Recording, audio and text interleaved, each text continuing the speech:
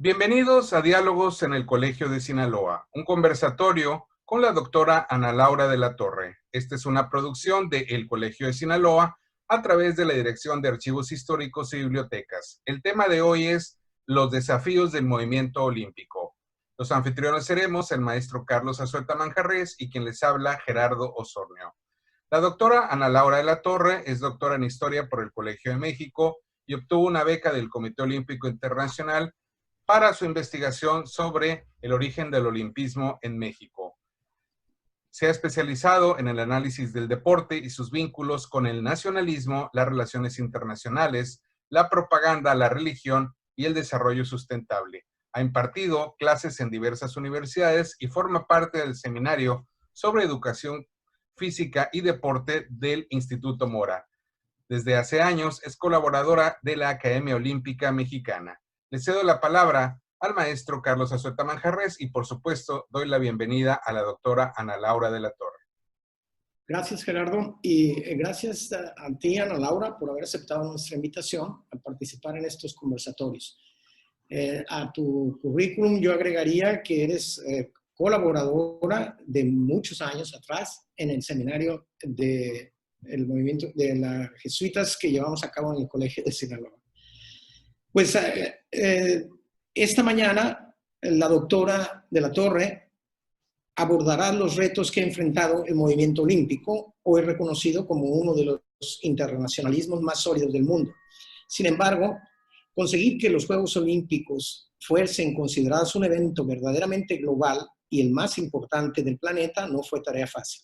La doctora de la Torre analizará cómo la consolidación del olimpismo moderno ha implicado enfrentar diversos retos que han ido de asuntos políticos a temas económicos, así como problemas de corrupción, dopaje, racismo, sexismo o el desinterés de la juventud por el deporte competitivo o temas relacionados con el medio ambiente. Ana Laura, bienvenida de nuevo y tienes la palabra. Bueno, pues muchas gracias aquí al Colegio de Sinaloa por invitarme a participar en este conversatorio. Elegí el tema de los desafíos del movimiento olímpico porque pues este es un año olímpico, iba a ser un año olímpico, el 2020, y vamos a tener los Juegos en la ciudad de Tokio.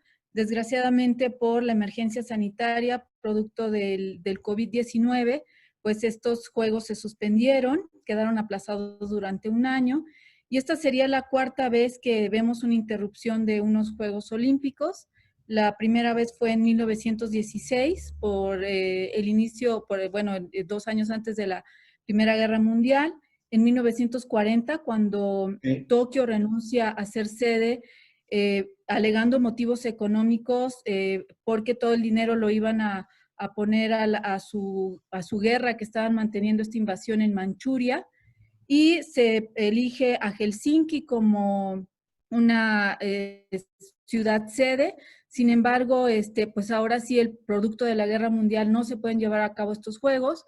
1944 tampoco se pueden llevar los Juegos porque estaban en plena guerra, y ahora lo tenemos otra vez en este 2020, ¿no? Para el próximo año, pues el principal desafío que van a enfrentar a todos los que forman parte del olimpismo en el mundo es que estos Juegos se lleven a cabo. Y bueno, aquí vamos a ver que van a haber muchos temas que van a estar ahí flotando en estos Juegos y que son parte de los temas que vamos a abordar a lo largo de este conversatorio. Uno de estos temas es indudablemente el impacto que tiene ya temas de medio ambiente sobre los grandes eventos deportivos. Vimos, por ejemplo, que en enero de este año, cuando se organizó el Abierto de Australia de tenis, pues los cielos australianos estaban llenos de humo, producto de los incendios que estaban teniendo lugar en este país. Y ahora también, producto del COVID, pues estamos todavía a la espera si realmente se va a desarrollar estos Juegos. Si bien no tiene que ver la irrupción de esta pandemia con el cambio climático, sí tiene que ver con un problema ambiental que se conoce como zoonosis, que es cuando una especie transmite enfermedades a miembros de otra especie. En este caso, la hipótesis más aceptada es que fue un murciélago, el consumo de murciélagos en la ciudad de Wuhan, en China, lo que ocasionó esta pandemia.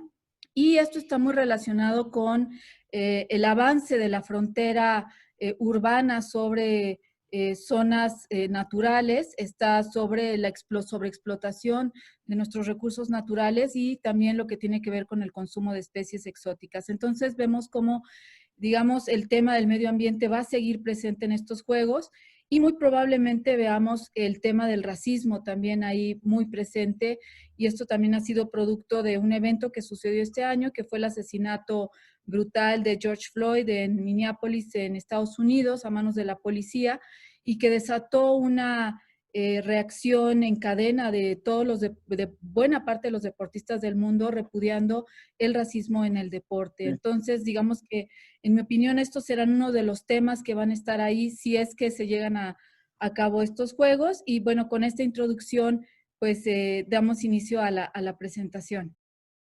Titulé a la exposición Los desafíos del movimiento olímpico, porque como bien señalaba el maestro Zazueta, el olimpismo nunca ha sido siempre este movimiento que ahora vemos como el más importante dentro del deporte global.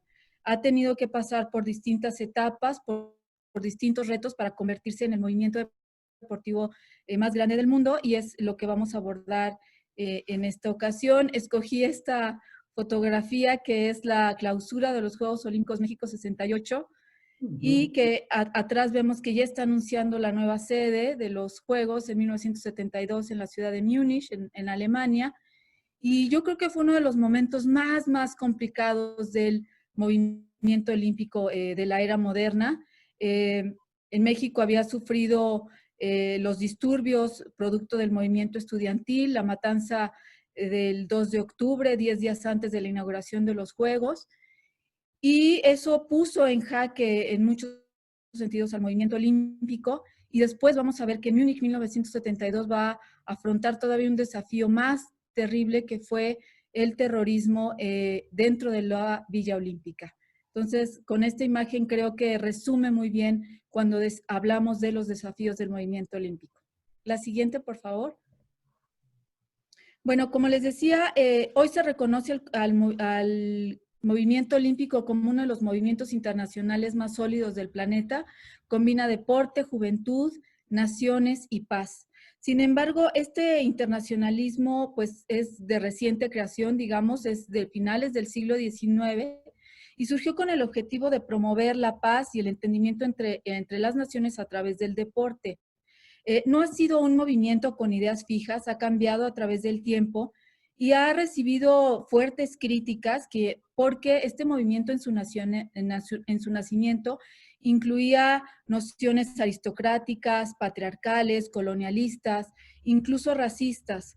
Entonces, por mucho tiempo, muchos de los principios que, digamos, sostenían al deporte olímpico, como por ejemplo el amateurismo, pues se veía que era parte sólida de este internacionalismo, y sin embargo vemos que ahora esa noción ha dejado de existir. Hemos visto que estos principios en muchos sentidos son negociables. Otro es la participación femenina. Los Juegos Olímpicos no fueron creados para que participaran las mujeres. Sin embargo, hoy vemos que ya casi la participación de mujeres iguala a la de los hombres. Y pues lo que hemos visto es que el olimpismo se ha tenido que adaptar a los tiempos, y que gracias a esta adaptabilidad es que ha podido sobrevivir como movimiento, y digamos que hoy es un organismo mucho más plural de lo que fue en un inicio. En un inicio, en los primeros Juegos Olímpicos de 1896, participaron 14 naciones únicamente, y en los últimos Juegos de Río teníamos a 206 naciones. Entonces vemos que cómo ha crecido y cómo esta múltiple participación le ha dado también una pluralidad que en su momento de su nacimiento pues nunca se pensó que fuera posible. La siguiente, por favor. Las bases del olimpismo moderno son dos. Tenemos por un lado la cultura helénica, los antiguos juegos atléticos que se celebraban en la ciudad de Olimpia, aunque hoy se sabe que también había múltiples competencias atléticas, pero los que, digamos, traspasaron la barrera del tiempo por su fama fueron los celebrados en Olimpia. A finales del siglo XIX La cultura helénica era parte del currículum escolar en prácticamente todo el mundo y por eso para la mayor parte, digamos, de los universitarios, de esta gente que asistía a las universidades, profesores, la cultura helénica, pues era lo que se consideraba como la cuna de Occidente y por eso no era tan exótico que se buscara revivir unos juegos apelando a esta herencia griega que se consideraba como la cuna de Occidente. Y el otro gran pilar del olimpismo moderno, pues es la cultura deportiva anglosajona. Pierre de Coubertin veía al pasado como para darle este anclaje histórico, cultural a un evento deportivo, pero él lo que estaba viendo era el deporte de su tiempo y lo que estaba viendo principalmente era todos los deportes que se estaban practicando en las universidades de Inglaterra. También estaba muy atento a lo que estaba sucediendo en las universidades estadounidenses y es toda esta cultura universitaria deportiva lo que él va a retomar para dar vida a unos modernos Juegos Olímpicos. Y digamos que en un principio, pues esta idea de revivir juegos con esta combinación, pues sí pareció, digamos, un tanto exótica, incluso a los ojos de los propios compatriotas de Coubertin, los franceses, porque ellos veían el deporte como algo que llamaban como un mal inglés, ¿no? Era como una enfermedad inglesa y aparte, pues los deportes no eran una práctica extendida a toda la sociedad como lo son hoy en día, sino que eran parte de las diversiones de la élite con más dinero, digamos, y también empezaba a expandirse poco a poco a las clases medias. La que sigue, por favor. Doctor, antes de pasar a la siguiente imagen, nada más, pues como posible aportación, es que casi todos los deportes que hoy disfrutamos, tanto de manera profesional como amateur, surgieron en la Inglaterra del siglo XIX. Solo por mencionar dos, el boxeo y el fútbol, ¿no? Y solo por mencionar dos, ¿no? Igual en las universidades americanas, bueno, el básquetbol hacia finales del siglo XIX aparece el básquetbol, por supuesto. Y bueno, pues obviamente por esa razón también la cultura deportiva anglosajona, pues es el pilar del olimpismo moderno, ¿no? Junto con el helenismo, como usted ya lo ha mencionado. Sí, sí, es una muy buena observación esa. Incluso si quisiéramos acotar un poco, el básquetbol nace dentro de la Asociación Cristiana de Jóvenes, la YMCA, como se Así le es. conoce realmente por sus siglas, y fue también dio mucha inspiración a Coubertin, todo lo que se conoce como el cristianismo muscular, o sea, toda esta tendencia que surgió en ambos países de promover la evangelización a partir del deporte. También fue uno de los grandes, digamos, motores que inspiró a Coubertin. Así es. Y bueno, aquí lo que vamos a ver es que para convertirse en un mega evento, lo primero que tuvo que hacer Coubertin fue consolidar una cronología internacional. Ahora nos parece natural decir que cada 4 años se celebran los Juegos Olímpicos y este año, el 2020, nos sentimos decepcionados, nos sentimos angustiados porque no se están llevando a cabo los Juegos Olímpicos como debería de ser. Pero en un principio, pues esta idea era un tanto raro, o sea, que un movimiento deportivo estableciera una cronología internacional, pues realmente parecía algo muy complicado de lograrse y lo logró. No fue fácil, en principio porque a los griegos, por ejemplo, no les agradó mucho la idea que Coubertin, un francés, se apropiara de lo que ellos consideraban una herencia propia, que era la de los Juegos Olímpicos, y la utilizara para promover unos Juegos Deportivos con sede en distintos países, ¿no? A lo mejor aceptaron tal vez esta cronología, pero no aceptaban el cambio de sedes. Coubertin fue muy enfático en este sentido y dijo que para que se pudiera convertir en un evento realmente internacional tenía que cambiar de sede, tenía que tener como sede las ciudades más hermosas del mundo y tenían que desarrollarse cada 4 años. En un principio esto tuvo ahí muchos problemas, por ejemplo en 1902 Buffalo había una feria internacional en Buffalo y Buffalo llamó a organizar unos Juegos Olímpicos, esto al final no se logró cristalizar y en 1906 se organizó en Atenas los Juegos que se conocen como los Juegos Intermedios, un poco en desafío o un mucho en desafío a Coubertin y a su movimiento olímpico. Sin embargo, al final Coubertin logró pues él amarrar todos los hilos que movían a este naciente olimpismo y logró consolidar esta cronología con base en los lineamientos que él estaba poniendo. Logró también ir sumando países, como les comenté al principio, eran 14 naciones las que habían participado en los primeros Juegos, entonces tuvo que ir sumando países para que realmente pudiera ser un movimiento internacional. Debió monopolizar la noción de Juegos Olímpicos.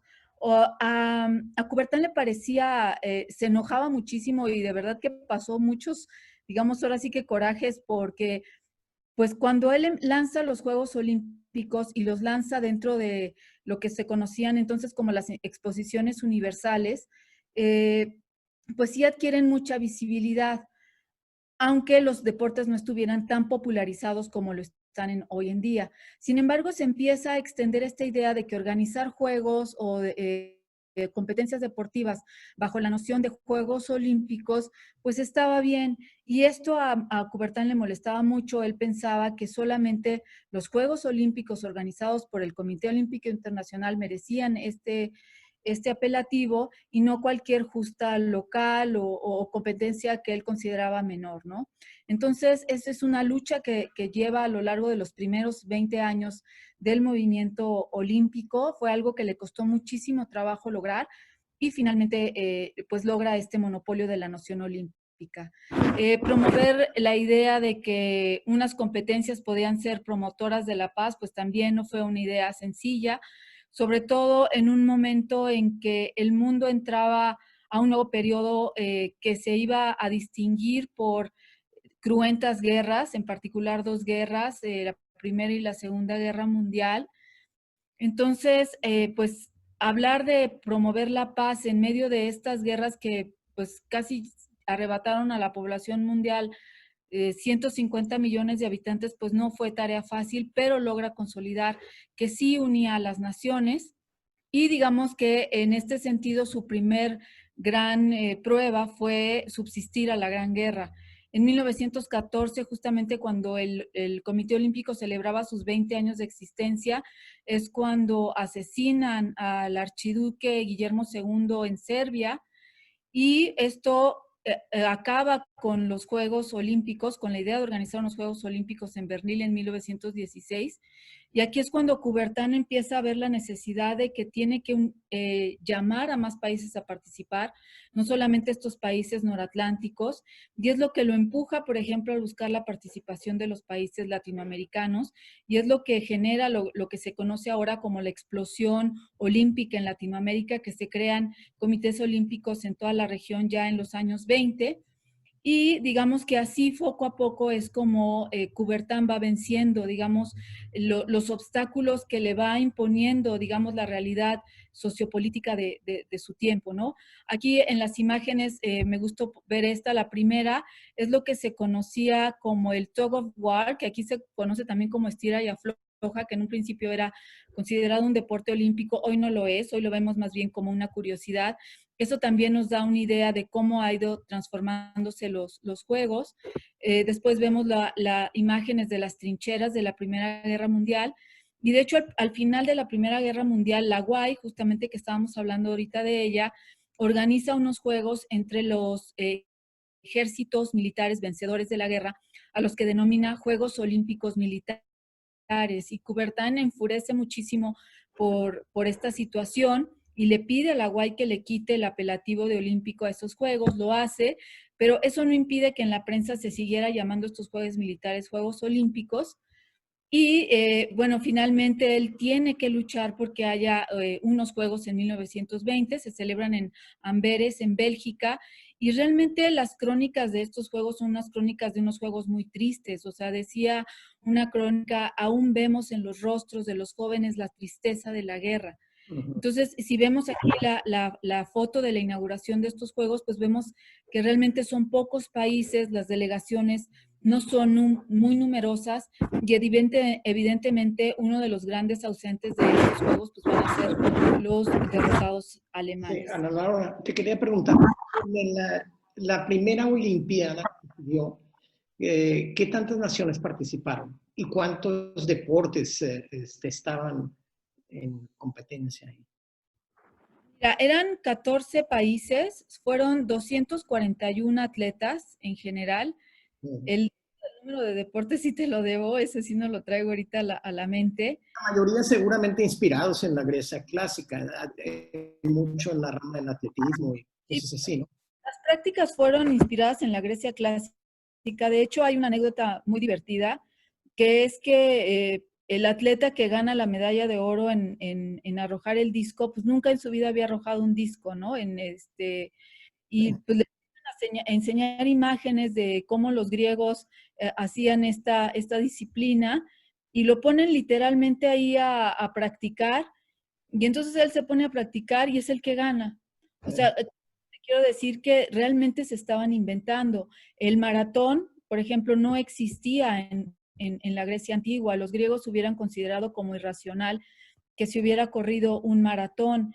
Hay, digamos, esta invención de la tradición, que si el maratón era porque había un mensajero que iba a transmitir un mensaje y entonces ahí y lo iba a llevar a la ciudad de Maratón y ahí es como surge, pero realmente es una invención moderna. Y el primer ganador fue un griego y pues eso como que avivó muchísimo el nacionalismo local, porque aparte estos primeros juegos se organizaron en el marco de los festejos de la fiesta nacional griega y también coincidió con la Pascua ortodoxa. Entonces, digamos que esto avivó mucho el nacionalismo, pero realmente las disciplinas pues se estaban inventando. Entonces, el número de disciplinas sí te lo debo. Sí. Perdón. Pero entonces se puede decir que desde el inicio del movimiento olímpico han estado presentes otros intereses. Ahorita tú estás mencionando el nacionalismo, o sea, no es nada más el ideal de practicar el deporte para conseguir una paz entre las naciones. También a partir del primer Olimpiada y las sucesivas entrarán otros intereses de más diversa índole, ¿no? Porque es el gran escenario, ¿no? En donde se puede... Ese es un gran tema. De hecho, el primero en ver las posibilidades propagandísticas para su país de los Juegos fue el rey de Grecia. Y entonces él empezó a describir en la prensa como el gran rey atleta. Y se había disfrazado en algunas competencias para él competir y llevar la gloria y revivir la gloria de los antiguos griegos. Ellos se dieron cuenta y el propio Coubertin se da cuenta, según una anécdota, cuentan que él, estando en las tribunas y empieza a ver toda esta efervescencia de nacionalismos, él dice, estos juegos no están, digamos, avivando más el nacionalismo. Era una cuestión que él no se estaba esperando realmente. Él estaba pensando más en una noción muy idílica de la armonía entre los pueblos y la convivencia, y lo que está viendo es que pues sí se están avivando estos nacionalismos y con razón, porque es la gran época de lo que se conoce como el surgimiento o la consolidación de los estados nacionales.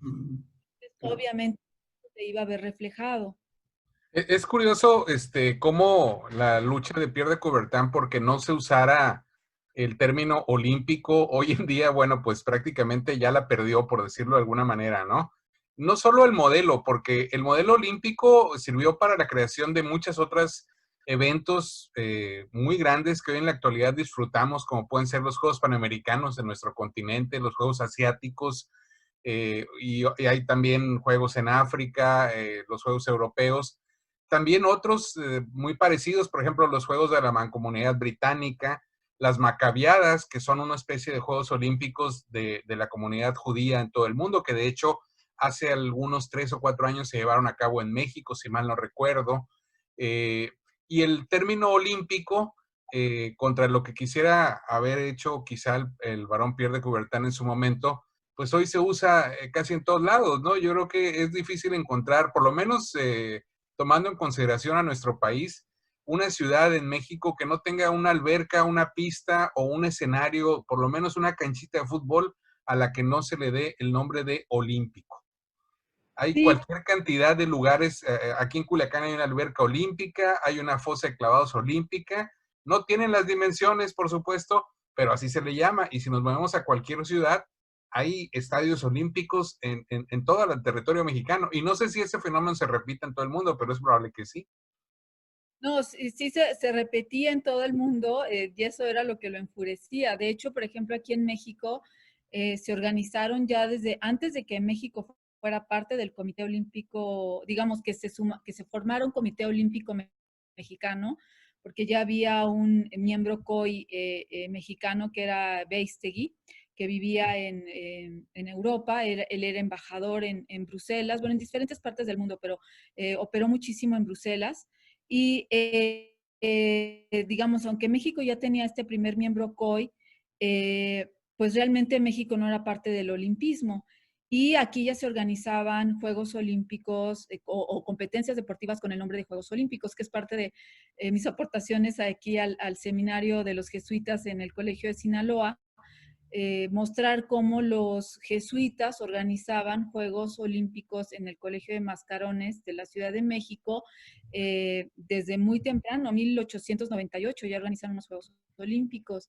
Y de hecho, yo creo que ahí fue una estira y afloja que Coubertin tuvo que ceder un tanto en un principio, porque lo que empezó a ver fueron amenazas. O sea, ante el desafío de que, o ante las críticas de que el movimiento era un movimiento aristócrata, que sí lo era, porque los principales miembros del COI pertenecían a la nobleza europea, empiezan a organizar los Juegos Obreros en Europa.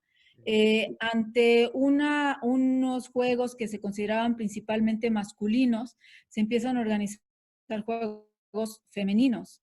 Entonces, ante todas estas amenazas, Coubertin tiene que ir cediendo para no perder, digamos, este monopolio.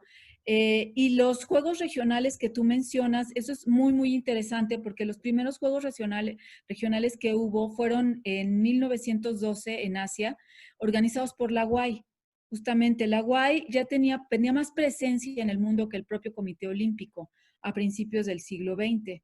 Y ellos muy pronto vieron que los juegos regionales pues eran una manera de expandir su propio movimiento y de expandir, digamos, esta noción de evangelizar a través del deporte. Organizan estos juegos asiáticos y es, digamos, inspirados en estos juegos que organizan los citados juegos militares que mencioné al final de la Primera Guerra Mundial.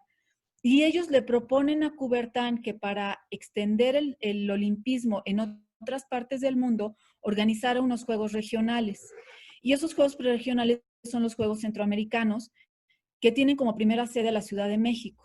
Entonces, digamos que aquí sí hay una cierta noción colonialista en el sentido de que, digamos, vamos a promover un kindergarten olímpico, que esta fue una palabra, una expresión que utilizó Coubertin, para que, digamos, estos deportistas se vayan fogueando y puedan participar dignamente en las Olimpiadas.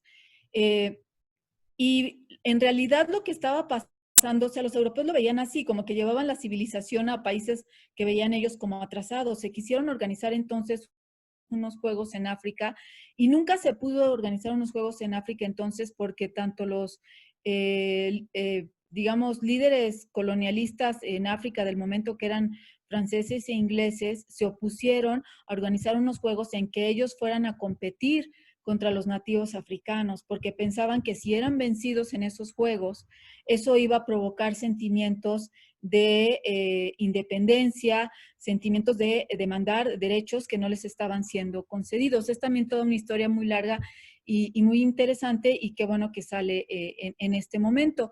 Y siguiendo ya esta línea, vemos cómo el deporte se convierte en un vehículo de globalización de prácticas, es decir, el deporte a través de estas competencias. Tengamos en cuenta que a principios del siglo XX, todavía muy avanzado, hasta antes de la Segunda Guerra Mundial, había dos culturas físicas que se oponían. Por un lado era este deporte competitivo que es lo que estamos viendo aquí abajo en la imagen de arranque donde está Jesse Owens, y estaba la gimnasia de masas, que es lo que estamos viendo en la imagen superior. La gimnasia de masas era muy popular en Alemania, en Rusia, en buena parte de Europa del Este. Era también muy popular, por ejemplo, en México. Y digamos que estos dos tipos de cultura física se oponían, o sea, se oponía a lo que se llamaba que era el sentido de grupo, de fuerzas comunes en movimiento de la gimnasia de masas contra lo que veían, contra la competitividad del deportivismo anglosajón, que además se catalogaba como burgués. Entonces, lo que estamos viendo que las Olimpiadas sí logran expandir, digamos, esta práctica deportiva y esto es como muy relevante, uno de los logros del olimpismo. Están promoviendo valores como el trabajo, digamos, cuando son competencias de equipo, pues el trabajo en equipo, obedecer a un líder, seguir las reglas. Estos juegos también le imprimen muchísimo dramatismo a prácticas, digamos, que eran de la élite deportiva inglesa y que después fueron parte de las élites nacionales y poco a poco se van expandiendo, pero le marcan un dramatismo y es un drama que es real, o sea, a diferencia de cuando tú vas al teatro, en ese momento estaba surgiendo el cine, que tú estás viendo un drama, pero es un drama inventado, el deporte te ofrece un drama que está ocurriendo en realidad. Y pues lo que comentábamos ya anteriormente, que está anclado en los nacionalismos. Entonces, esto le va a dar mucho mayor drama y sin lugar a dudas, uno de los momentos, digamos, en que se logra ya cuajar todo esto que se estaba moviendo desde principios del siglo XX, pues es los Juegos Olímpicos de Berlín en 1936. Y en esto último de los nacionalismos, creo que una de las muestras más patentes es nuestro propio país, ¿no? Cuando hay Juegos Olímpicos y no llegan las medallas que se anuncian o que se esperan, pareciera que la pesadumbre que atrapa a buena parte de la población es notoria y cuando empiezan a llegar las medallas, la euforia brota, ¿no? Y lo mismo ocurre con otros eventos deportivos en nuestro país. Pocas veces podemos ver ese tipo de manifestaciones populares con otro tipo de actividades que no sean el deporte, ¿no? Sí, ese es un tema, digamos, es uno de los temas que más me ha gustado explorar y es un tema súper relevante, qué bueno que lo traes a colación, porque sí, el deporte permite un nacionalismo muy peculiar, es lo que se llama un nacionalismo de corto plazo, en el sentido que se enciende en el momento que hay una competencia de esta naturaleza y después de esta competencia como que se apaga. Sin embargo, también es un nacionalismo muy peculiar porque es un nacionalismo que perdura en la memoria colectiva. O sea, Sí, nosotros podemos pensar, por ejemplo, cuando el Tibio Muñoz gana su medalla de oro en los Juegos sí, claro. Olímpicos de México 68 y esta imagen del Tibio recibiendo la medalla y que empieza a llorar porque está viendo las banderas de la Unión Soviética y Estados Unidos, pues a todos se nos enchina la piel, ¿no? Cuando la vemos. O sea, México en medio de estas dos superpotencias. Tenemos también la entrada de ciertos atletas, del general Pedraza, ¿no? Que todo el estadio gritaba Pedraza, Pedraza. O sea, todos estos memorias ahí se mantienen y también el drama, lo que yo les decía. No es dentro de los Juegos Olímpicos, pero ahorita bueno, sí, cómo no, en los Juegos Olímpicos están las descalificaciones en Sí, la caminata, cuando México era líder en esta disciplina, pues estas descalificaciones en el túnel en Moscú y la 1980, descalificación a Daniel Bautista. exacto, o en el momento en que a Girón, Lo que descalifican para que quede en segundo lugar. exactamente, le dan otra oportunidad al ruso que alega que hubo un grito que Ujú. lo distrajo y lo permiten repetir el clavado. Entonces, digamos que es un nacionalismo muy peculiar porque, como tú dices, eh, surge en momentos, digamos, cada 4 años surge este nacionalismo, se generan muchas expectativas, a veces estas expectativas se cumplen, otras veces no se cumplen, y esto es como un termómetro que nos está haciendo medirnos con otras naciones cada 4 años, y bueno, genera como muchísimas discusiones y se mantiene en nuestra memoria colectiva durante muchísimos años. Fíjese, otro detalle, doctora, que me recuerda también, por ejemplo, también el acercamiento a ciertos deportes que en México de repente no son populares, pero en un momento por cuestiones precisamente de logros olímpicos de algún atleta mexicano se han convertido en pasión por momentos y después se han olvidado. Creo que el primer ejemplo lo tuvimos a finales de los años 40, cuando regresa el olimpismo con los primeros Juegos Olímpicos posteriores a la Segunda Guerra Mundial,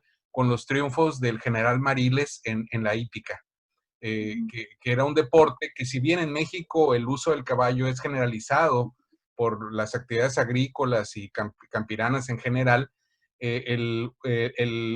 la hípica como competencia no estaba muy arraigada en el gusto popular mexicano, y con el triunfo del general Mariles y otros militares que lo acompañaban en el equipo mexicano, que por cierto fue una competencia que no se llevó a cabo en Londres, sino en Alemania, precisamente para evitar contagios de un virus equino con otros, con caballos de otros que eran llevados de diversos países posterior a la guerra. Vino una explosión de júbilo en México precisamente alrededor de la hípica, y que luego se conservó por ahí. Hubo pocos destellos. Por ejemplo, yo recuerdo los Juegos Olímpicos del 75, cuando Fernando Senderos, un caballista mexicano, logró una buena posición y después tenía buenas posibilidades en Montreal 76, pero son deportes que no han estado cerca del gusto popular en nuestro país, y que sin embargo el olimpismo por ciertos momentos los ha convertido incluso en euforia. Sí, y fíjate que esto rápidamente también tiene una explicación, ¿eh? El Comité Olímpico Mexicano surge en circunstancias bastante complejas en 1923 y queda en manos de, digamos, gente muy cercana a la UAI. Sin embargo, dentro del ejército había mucho interés por tener injerencia en el movimiento olímpico. El general Amaro, que fue quien reorganizó todo el ejército ya en los años 20 durante los gobiernos revolucionarios, era un gran aficionado a los deportes y era un gran aficionado al polo. Y estaba también el general Tirso Hernández, que él era campeón de tiro y también hacía hipismo, también hacía cosas, digamos, en este sentido, pero fue más famoso por lo que hacía él en tiro. Y él en 1928 va a los Juegos Olímpicos de Ámsterdam y ahí él se da cuenta del poder propagandístico que tiene el deporte. Él también estaba haciendo una estancia en Francia analizando cómo era la cultura física dentro de los ejércitos. Se da cuenta que el deporte estaba teniendo cada vez más presencia dentro de los ejércitos. Y entonces él poco a poco empieza a mover las piezas y queda al frente del Comité Olímpico Mexicano. Entonces, en los años 30 lo que vamos a ver es que el ejército tiene una gran injerencia, y todavía muy entrado el siglo XX, pero en este tiempo es cuando el ejército realmente tiene una injerencia muy importante dentro del olimpismo mexicano, y como era digamos, del gusto de Amaro y del gusto de Tirso Hernández, todas estos deportes que se practican con caballo, lo empiezan a impulsar. De hecho, una de las medallas que gana México en Berlín es la de polo. Sí. Queda en tercer lugar en polo, ¿no? Entonces, y ya después el polo queda fuera del movimiento olímpico, pero esto se debe justamente al gran influencia que tenía el ejército dentro del movimiento olímpico. Si tú ves los atletas que fueron a París en 1924 y ves la lista de los que fueron a Berlín en el 36, te vas a dar cuenta que en el 24 estaba formado principalmente por estudiantes, y en el 36 ya vas a ver un importante contingente de militares. Entonces, digamos que esta tradición continuó, o sea, siguió esta inercia, porque la influencia del ejército en el Comité Olímpico Mexicano, digamos, siguió de alguna manera vigente, aunque ya por los, como tú bien lo mencionas, 70, 80 se fue diluyendo, y bueno, eso tiene, digamos, esta explicación. Sí, y todavía creo que el ejército tiene una participación notoria. Creo que en los últimos años el ejército mexicano ha reclutado, por decirlo de alguna manera, a atletas mexicanos que han llegado a estar en Juegos Olímpicos, o precisamente en el proceso los ha involucrado directamente en las filas del ejército para que representen al país y aportándoles también algún tipo de ayuda económica, ¿no? Además de un rango militar, como es el caso de María Rosario Espinosa, sinaloense, por cierto, que formó parte o forma parte, no sé, todavía del ejército mexicano en el proceso para los Juegos Olímpicos anteriores. Y ha sido el caso de varios atletas mexicanos en fecha reciente. Sí, exactamente, absolutamente tienes toda la razón. Y pues así es, lo que pasa es que ya es otra, digamos, este es otro Tienes toda la acercamiento. razón. Uh-huh. Ahí es, como tú bien dijiste, es reclutar, pero en ese momento salían del ejército. Sí, Y era digamos, diferente. ajá, perdón. Y bueno, ya aquí nos encontramos en Berlín 1936, como yo les comentaba, pues es el momento de la gran consolidación de los Juegos. Es muy interesante porque el régimen nazi no era un régimen adepto a los deportes británicos, como se veía en ese momento más los Juegos Olímpicos. Ahí lo que les interesaba más a lo mejor era la gimnasia de masas, la gimnasia alemana conocida también como Turner. Y sin embargo, la sede se le había otorgado a Berlín antes de que llegaran los nazis al poder.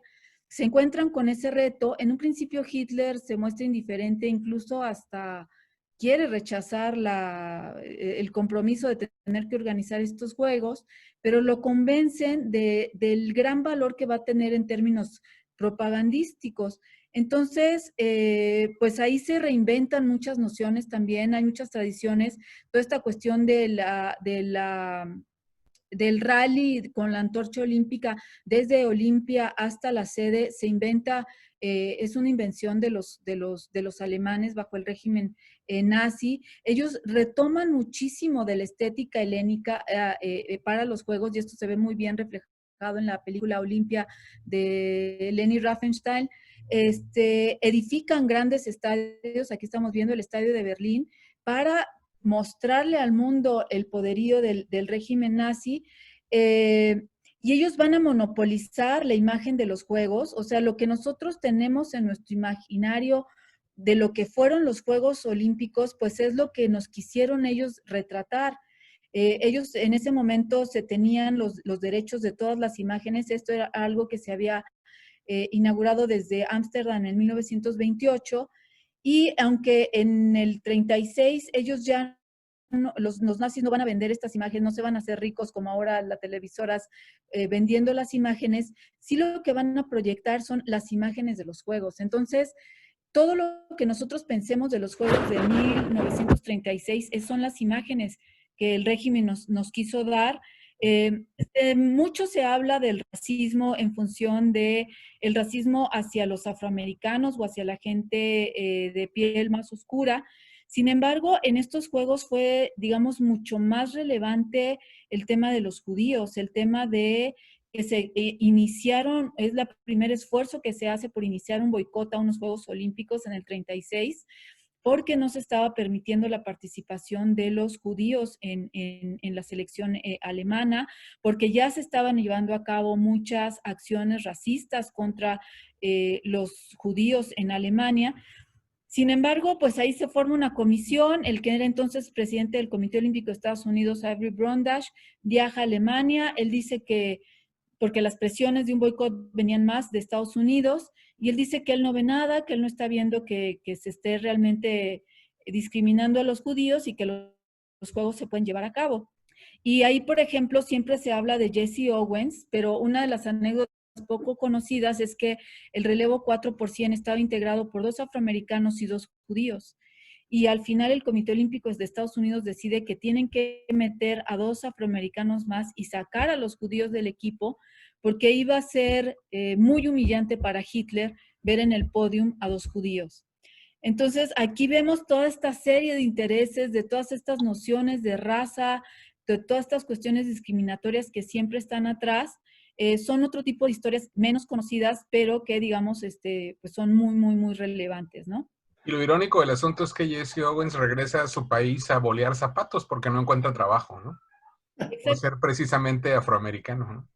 Exactamente, y otra paradoja es que en la película de Leni Riefenstahl, Jesse Owens sí sale. Goebbels luchó porque sacaran a Owens de la película oficial, pero Hitler no lo deja. O sea, Leni Riefenstahl va a hablar con Hitler y Hitler dice no, se queda. Y de hecho, él queda más, digamos, su figura queda inmortalizada gracias a esta película, mientras que en el sur, de donde él era nativo, sus medallas olímpicas reciben una nota muy, muy chiquita en los periódicos sureños, ¿no? Otra de la siguiente, y bueno, aquí es donde tenemos otro impasse, que se suspenden 2 Juegos Olímpicos, 1940, 1946. Pierre de Coubertin ya era un Pierre de Coubertin bastante adulto. Evidentemente todavía no podía él saber lo que iba a traer la guerra, aunque ya había muchos indicios de todas estas atrocidades que estaban sucediendo en Alemania nazi. Y él dice que los Juegos de Berlín de 1936 son los mejores juegos que ha habido en la historia. Para ese entonces él ya no era presidente del Comité Olímpico, ya lo había relevado desde hacía años el conde de Vallée-Latour. El conde de Vallée-Latour muere en 1942 y me parece interesante mostrar esta imagen. Esta imagen la saqué del archivo del Comité Olímpico Internacional en Suiza, y es el funeral de Vallée-Latour.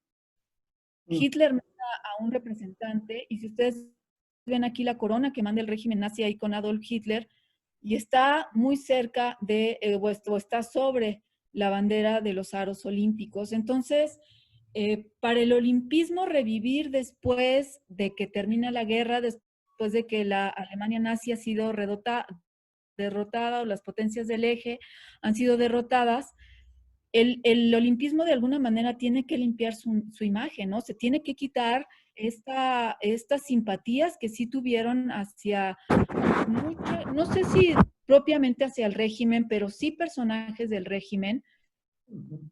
Entonces, pues es un momento también complicado para el olimpismo. Si en 1920 había sido complicado organizar unos Juegos Olímpicos, pues imagínense ustedes en 1948, con casi el doble de muertos de los que había traído la Primera Guerra Mundial, con una Europa totalmente devastada. De hecho, pues había muchas dudas de que se llevaran a cabo estos Juegos en 1948 en Londres, o se empiezan a cuestionar muchísimo, que había gente todavía en Londres en situación de que no tenía casa, que habían perdido su casa por los bombardeos, y pues dónde iban a alojar a los deportistas, quién iba a pagar, todo se veía como un costo, ¿no? Entonces, aquí lo que se empieza a ver es que se introduzca un patrocinio corporativo, los ingleses empiezan a buscar que haya donación de equipos por diferentes países, empiezan a haber opciones de cómo acomodar a los atletas, porque pues lo que se estaba viendo en ese momento es que gastar dinero para unos juegos pues era dispendio, ¿no? Era impensable, ¿no? Y sobre todo, pues, Ana Laura, pensar que en 1948 muchos, porque cuando hablas de deportes, estás hablando de jóvenes, de población joven, que son, y más en los que están en condiciones con las capacidades suficientes para la competición olímpica. Pues muchos de esos los arrasó y los mandó a la fosa la propia guerra, ¿no? Seguramente no es que los hubiera tantos tampoco.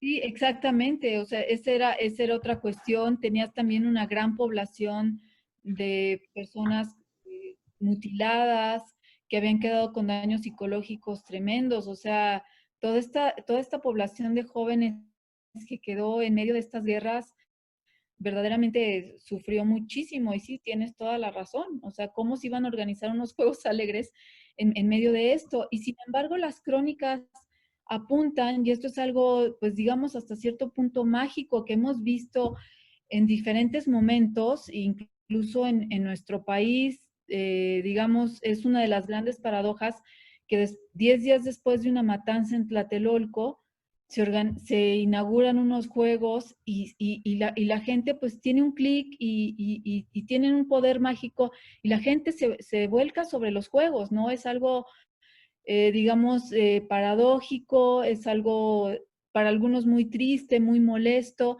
pero sin embargo es parte del gran llamado, de la gran magia y del dramatismo real que también tienen los juegos, ¿no? Claro. Y digamos, ya estamos aquí entramos a otro periodo del olimpismo, uno marcado por la Guerra Fría. Digamos, si tuviéramos que acudir a una frase, pues indudablemente es la de Winston Churchill, cuando habla de que ha caído una cortina de hierro que va del Báltico al Adriático, y que va a poner en el olimpismo a dos potencias a competir por el oro olímpico en todas las ediciones subsecuentes de los Juegos Olímpicos. También se trata de dos modalidades de deportivismo distintos, uno favorecido por el Estado, que es el modelo soviético, y uno favorecido por la iniciativa privada, en la que el Estado pues prácticamente no tiene injerencia. Y entonces aquí no nada más estaban compitiendo dos atletas de distintos países, de dos superpotencias, sino que lo que estaba también en juego era probar la superioridad de un modelo político y económico sobre el otro. Claro. La siguiente, por favor. Bueno, el ingreso de la URSS se da hasta 1951, obviamente por la revolución. Rusia sí había pertenecido al movimiento olímpico en un principio, pero con la revolución rusa, pues lo sacan del movimiento olímpico, y entonces la Unión Soviética empieza a organizar su propia cultura física, en un principio muy centrada en lo que les comentaba, que era la gimnasia de masas, porque decían que el deportivismo competitivo era burgués, promovía la competitividad y no promovía la armonía entre las clases sociales. Pero poco a poco ellos se dan cuenta que también tienen que competir en el terreno deportivo, y esto lo que les da, digamos, algo que les hace ver muy bien esto, son los Juegos Olímpicos de 1936. Entonces ahí ya se empieza a promover muchísimo, un poco desde antes, pero se empieza a promover mucho más el deporte, y empiezan a generar un modelo modelos de entrenamiento, modelos de generar deportistas de élite distintos a lo que hacían los países occidentales. Organizan las Espartaquiadas, que eran como sus Juegos Olímpicos soviéticos, y que después pues también quieren extender a todo el bloque socialista, ¿no? Los soviéticos se inauguran en los Juegos Olímpicos en 1952 en Helsinki, y quedan en segundo lugar. Ahí tenemos que ya el número de competidores ya es de 69 países. Si pensamos en los 14 naciones de 1896 a 69, pues ya vemos que ya el número de países está creciendo. Ya podemos hablar de un movimiento o de unos juegos mucho más globales, ¿no? Esta es una época también en la que se adhieren muchos más países. Esto es gracias a todas estas movimientos de independencia, tanto en África como en Asia. Y esto va a hacer también que dentro del olimpismo haya crecientes presiones geopolíticas. Hasta ese momento el Comité Olímpico pues había funcionado con base en, digamos, las superpotencias europeas, noratlánticas. Estaban, por un lado, Inglaterra, Francia, digamos, Alemania entraba y salía producto de todos estos vaivenes sociopolíticos. Y por el otro lado, pues indudablemente estaba Estados Unidos. Sin embargo, el resto de los países pues no tenían, digamos, muchísima injerencia en las decisiones que se tomaba el COI. Entonces, aquí con ya toda esta cuestión de la Guerra Fría, empiezan a surgir nociones del tercer mundo, y esto también se va a ver en el deporte. Y uno de los grandes desafíos en esta época al movimiento olímpico son los Juegos Ganefo, que se conocen así popularmente, organizados en Indonesia en 1963, que son los Games of the Emerging Forces, y que se organizan justamente sobre esta base de que fueran unos juegos no colonialistas y no imperialistas. Y para muchas voces, la organización de estos juegos, en los que sí participan atletas mexicanos, por cierto, es lo que va a, digamos, a que el fiel de la balanza se fuera sobre la Ciudad de México como sede olímpica en 1968. Recuerden que para esa sede estaban como candidatos la ciudad francesa de Lyon, estaba la Argentina Buenos Aires y estaba el estadounidense Detroit. Y los votos estaban muy divididos. Quien ha estudiado más toda esta cuestión de la votación para la designación de México es el doctor Ariel Rodríguez Curi, y él siempre menciona como esta cuestión del GANEFO, el surgimiento de los juegos de las fuerzas emergentes, o de los países emergentes, como una de las variables que al final determinó que la Ciudad de México fuera elegida sobre otras para la designación, digamos, de esta sede. Y pues era la primera vez que unos juegos se iban a llevar a cabo en América Latina y en un llamado país del tercer mundo. Aquí en estas imágenes estamos viendo, son timbres postales, pero hay uno en particular que es el básquetbol. ¿Fue ese año en que entró al olimpismo o ya estaba desde antes? El básquetbol entra y sale.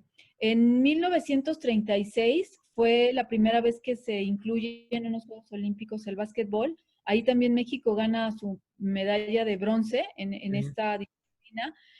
Y después sale y después vuelve a entrar, porque era un deporte estadounidense que se practicaba obviamente en países donde había tenido influencia la UAI, que fue su inventora. Entonces, pero poco a poco pues empieza a extender y sí, ya lo vemos ya en los 60 ya es parte del olimpismo, pero sí tiene ahí unos impases el básquetbol. Sí, y el básquetbol femenil llegaría hasta 1976, cosa curiosa, bastante tiempo después.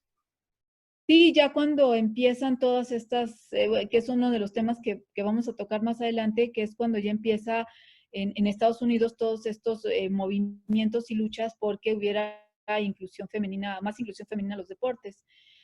Aquí vemos, los 60 también va a ser una época por todas estas cuestiones que ya les comenté, todas estas presiones geopolíticas dentro del Comité Olímpico, o sea, el hecho de que la Unión Soviética entrara, él empieza a presionar para que más países formaran parte que fueran parte del Comité Olímpico, de aquel que tomaba las decisiones.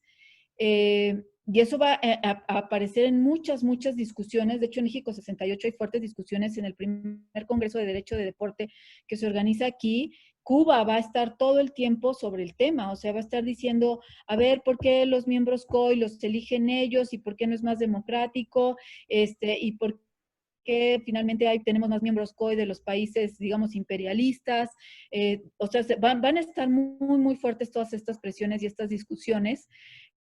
La década de los 60, como todos sabemos, fue una década de gran rebeldía juvenil. Se desatan muchos procesos políticos en buena parte de Occidente. En Estados Unidos, quizá el más importante fue la lucha por los derechos civiles. También tenemos ya después el Mayo francés en distintas localidades de Francia. Tenemos la invasión soviética a Checoslovaquia, que va a generar otro tipo de movimientos dentro de la Europa del Este, y que incluso pudo haber generado ahí también un boicot hacia los Juegos, porque hubo quien dijo no vamos a participar hasta que la Unión Soviética salga de Checoslovaquia. Esto fue todo en 1900, digamos, los derechos civiles empiezan mucho antes, pero en el 68 todo está pasando. Asesinan a Martin Luther King, asesinan a Robert Kennedy, la juventud de verdad está en una efervescencia total. Y en este congreso, el primer Congreso del Derecho del Deporte en México 68, es súper interesante porque ahí todos los participantes están diciendo, no, es que, ¿qué vamos a hacer con la juventud? La juventud se está rebelando, la juventud pide más voz, tenemos que ser más empáticos con los reclamos de la juventud. Este congreso se organiza en julio. Todavía no ha estallado el movimiento estudiantil en México. Entonces, en México los mexicanos están hablando como con mucha confianza, están hablando que México va a ser promotor de la paz, están hablando de que México puede dar el ejemplo en muchos sentidos, en dar la voz a los jóvenes. Y unos días después de que se organiza este congreso, se viene el problema en la Prepa 1, que pues va a desatar, que va a terminar en la matanza del 2 de octubre en la plaza de Tlatelolco. y que va a poner en jaque a los Juegos Olímpicos. O sea, 10 días antes de que se inauguraran estos Juegos, el Estado comete, digamos, este asesinato. Empiezan a haber muchísimas presiones contra el COI de suspender los Juegos.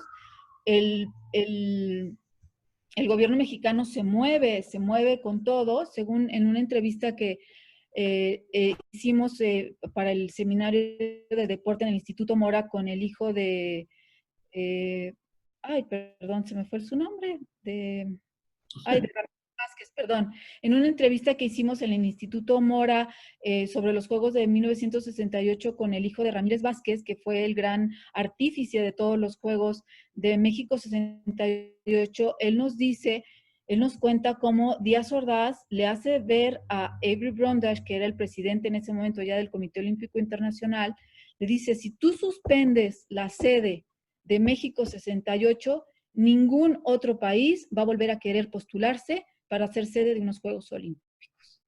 Entonces fue un momento verdaderamente crítico para el olimpismo, fue un momento muy crítico para el gobierno mexicano. Los Juegos continúan, como todo mundo sabe, y el movimiento estudiantil que había ocupado las primeras planas de la prensa desde finales de julio hasta principios de octubre, desaparece y en ese momento lo que ocupa las primeras planas son estos Juegos de México 68. Paradójicamente, después de los Juegos, hay un silencio en la historia de estos Juegos, sobre todo en México. En otros países, sobre todo en Estados Unidos, sí hay una amplia investigación sobre estos, pero en México no hay. Y de hecho, ahora que fueron los 50 años, todavía era muy complicado hablar de los Juegos Olímpicos como los Juegos Olímpicos. Evidentemente hay una cuestión ahí de esta terrible hubo, pero eso ha impedido que los mexicanos estudiemos, digamos, también los aciertos que hubieron en estos juegos, ¿no? Y bueno, pues es una historia que está esperando ser historiada por mexicanos aún.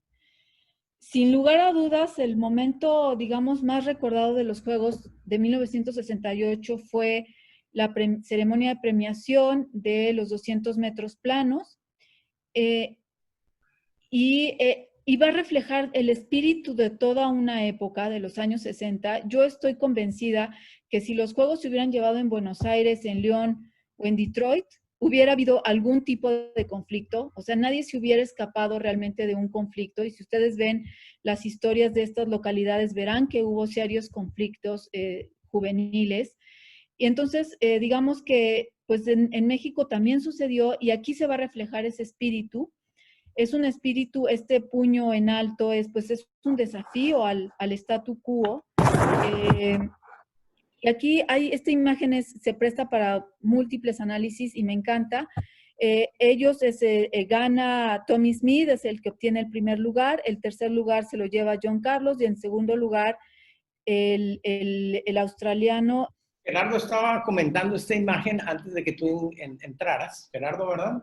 Sí, es que yo comentaba, doctora, que nos hemos centrado siempre después de ese suceso en la historia de los dos atletas norteamericanos. Pero hay una historia verdaderamente aterradora que le sucedió al competidor australiano que termina en segundo lugar, porque él aparentemente en esta foto no participa en lo absoluto en la protesta en ningún sentido. Sin embargo, el Comité Olímpico Australiano, hasta donde se sabe, pues prácticamente le cerró las puertas de toda competición posterior a los Juegos Olímpicos de México 68. Inclusive en los Juegos Olímpicos de Sydney 2000, en la inauguración, se invitó a muchos medallistas australianos anteriores, por supuesto, al 2000. El único que no fue invitado fue este personaje. Inclusive, hasta donde yo sé, en un poco que hice investigación hace tiempo, murió prácticamente en el olvido del Comité Olímpico Australiano. Tiempo después fue reivindicado, pero ya no en vida. Y fue precisamente porque el Comité Olímpico Australiano pues consideró que le había facilitado parte de la protesta al saber de antemano que iba a ocurrir y no haber hecho nada por evitarla o avisar para que ocurriera, para que fuera evitada, ¿no? Y tan aterradora la historia de los dos norteamericanos posteriores a lo que ocurre en este momento, en que estamos viendo congelado en el tiempo, como lo que ocurrió con el atleta australiano que terminó en segundo lugar. De hecho, el competidor australiano que tenemos aquí en vista, que termina en segundo lugar en esta competencia de 200 metros planos en México 68, mantuvo hasta, no sé si todavía, pero hasta hace muy poco tiempo, el récord que él implantó en esta competencia, de la cual aquí tenemos el podio de triunfadores, estuvo vigente todavía hasta hace unos años, o todavía está vigente como récord australiano en unos Juegos Olímpicos. Y creo que alguien cuenta la anécdota, no sé si fue él o alguno de los atletas norteamericanos, que solamente tenían un par de guantes, y como podemos ver aquí en la foto, uno de los competidores norteamericanos porta el guante en su mano, en su brazo, bueno, en su mano derecha, el otro en la mano izquierda. Y la idea de que dividieran el par de guantes para que los dos pudieran tomar parte en la protesta vino del competidor australiano. Bueno, esta imagen refleja mucho lo que fueron los Juegos Olímpicos de México 68.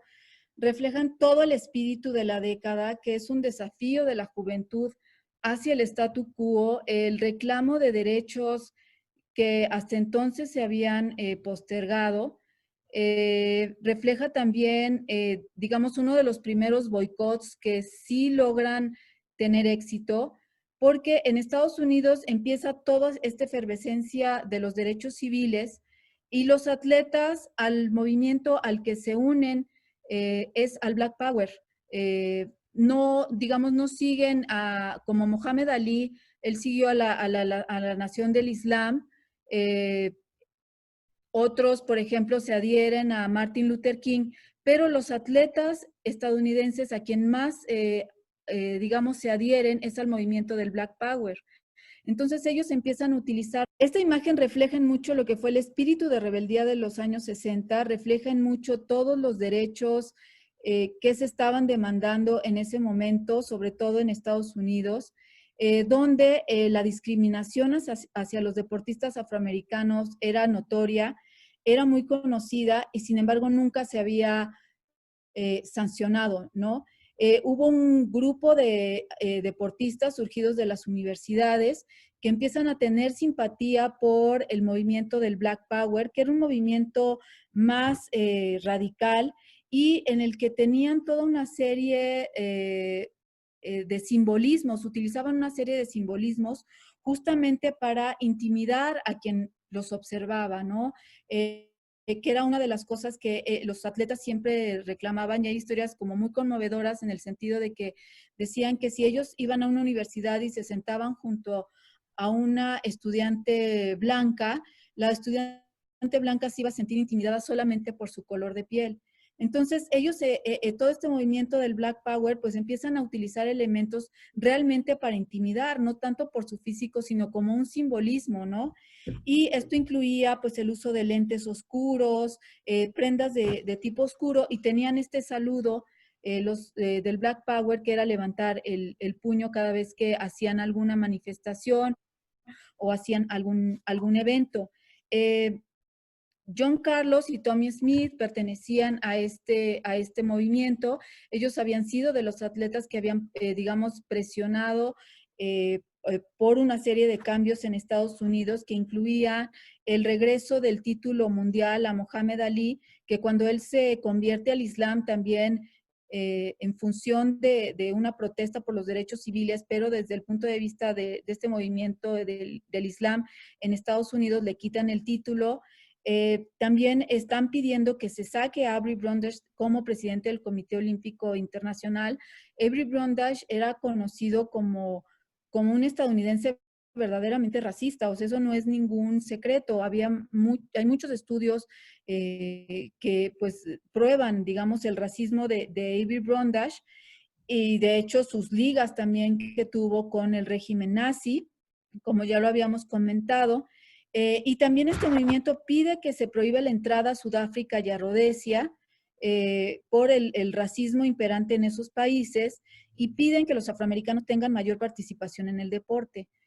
En algún momento dado ellos amenazan con no participar en los Juegos, al final terminan participando porque los atletas se dividen, o sea, hay quien dice que no va a sacrificar su carrera por esto y deciden ir y al final pues todos deciden participar. Se les señala muy puntualmente antes de los Juegos que no pueden hacer ninguna manifestación contra del movimiento del Black Power y sin embargo ellos lo hacen. Si ustedes ven la imagen, ellos salen al podium, cada uno llevando un guante negro. Solamente uno de ellos, no me acuerdo cuál de los dos, llevaba un par de guantes y creo que eran de la esposa. Y todo esto se organiza en el pasillo antes de salir al estadio y recibir el premio. Ahí es también donde le dicen al australiano, que Peter entonces Norman. Peter Norman. aquí es donde le dicen, en el pasillo es donde le dicen a Peter Norman que si quisiera participar, él dice que sí, y le dan un pin del movimiento por los derechos humanos de los deportistas afroamericanos, y es como él sale a recibir su premio. Si se fijan, ellos salen también descalzos. Ellos, lo que quieren es que se vean sus pies descalzos para manifestar la pobreza de los afroamericanos en la que crecen los afroamericanos en su país. Y si se fijan, ellos ponen sus tenis al lado del podium y eso en honor a la marca Puma, que era la que los había patrocinado su carrera atlética. Entonces aquí, digamos, esta es una imagen repleta de simbolismos y que refleja mucho de lo que fueron las décadas de los 60 y me quedo sobre todo con la imagen de los tenis, porque también los tenis nos van a reflejar un nuevo momento en el deporte olímpico, que es la salida del ideal amateur y cuando empieza ya la comercialización de los Juegos Olímpicos. Esto se debe...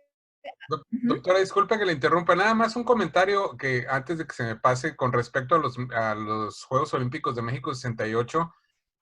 Bueno, mucha gente sabe que fueron los primeros en los que en la inauguración el pebetero olímpico lo enciende una dama, en este caso la atleta mexicana Enriqueta Basilio, que recientemente falleció. Pero existe la anécdota, hace rato usted mencionó al entonces presidente Díaz Ordaz.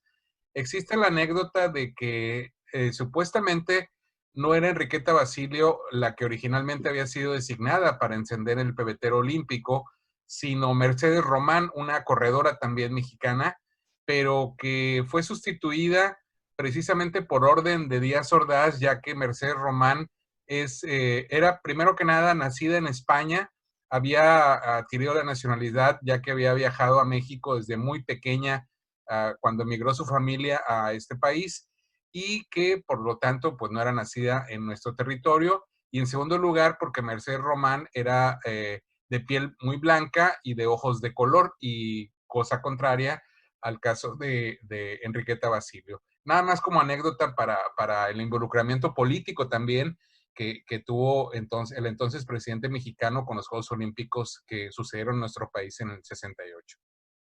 Sí, y también mostrar la imagen de una juventud y de mujeres que se estaban modernizando y que estaban participando también en otras esferas. Era una imagen también de avanzada, sí, muy, muy cierto. Y lo que sucede cuando el amateurismo se ve amenazado es que este era uno de los principios que se pensaba que eran inamovibles, ¿no? Del movimiento olímpico. Y la nación amateur, el amateur significa en latín amor, y entonces lo que se decía era que el olimpismo era el amor por el deporte mismo. Entonces no necesitaba estar, digamos, contaminado con el dinero. Y eso era lo que lo diferenciaba del deporte profesional, que, digamos, estaba sometido, según esta lógica, digamos, a los intereses del dinero y entonces tenía un componente de corrupción. Y eso era lo que se decía que no podía ser amenazado dentro del movimiento olímpico. Avery Brundage era un gran defensor de toda esta cuestión del amateurismo, que en un principio, lejos de ser amor por el deporte mismo, era más que nada digamos, era una manera de exclusión social. O sea, el amateurismo era algo inventado por los ingleses digamos, y era un motor de exclusión social para que, digamos, las clases trabajadoras no compitieran en algunas actividades deportivas, y porque esto amenazaría su estatus social. Y Coubertin no era un muy convencido de este código amateur, sin embargo, él lo tiene que adoptar porque sabe que si no tiene el respaldo de los ingleses, su movimiento olímpico no hubiera podido avanzar, y con el paso del tiempo se mantiene este ideal olímpico, este ideal amateur, que de hecho tampoco existió en la Grecia clásica. Los atletas de Grecia sí recibían premios y recibían un pago por entrenarse para ir a las Olimpiadas. Incluso los ganadores Entonces, recibían premios de por vida, ¿no? Prácticamente. exactamente. Entonces, digamos que, pero aquí ya se empieza a ver amenazado, y lo que va a cambiar, uno, es la entrada de la Unión Soviética, porque la Unión Soviética sí tiene este modelo que llaman deportistas de Estado, que son ellos los que van a patrocinar toda la carrera deportiva de los atletas, y en Occidente pues se decía que esto era una hipocresía, que eran como deportistas pagados, pero también del otro lado pues existía ya también desde hacía tiempo muchas maneras como de violar, entre comillas, este código amateur. Muchos corredores, muchos atletas recibían dinero, recibían becas, era también lo que alegaban. Bueno, en Estados Unidos a lo mejor no les pagan, pero reciben becas. Entonces esa es otra forma también de recibir un pago. Entonces, digamos que para este momento ya el amateurismo era un poco o un tanto complicado conservarlo. Y en este momento también viene la revolución en las telecomunicaciones, que permiten que las Olimpiadas se puedan transmitir a color y por todo el mundo, gracias también a los satélites. En México 68 es la primera transmisión de televisión a color que se hace de unos Juegos Olímpicos.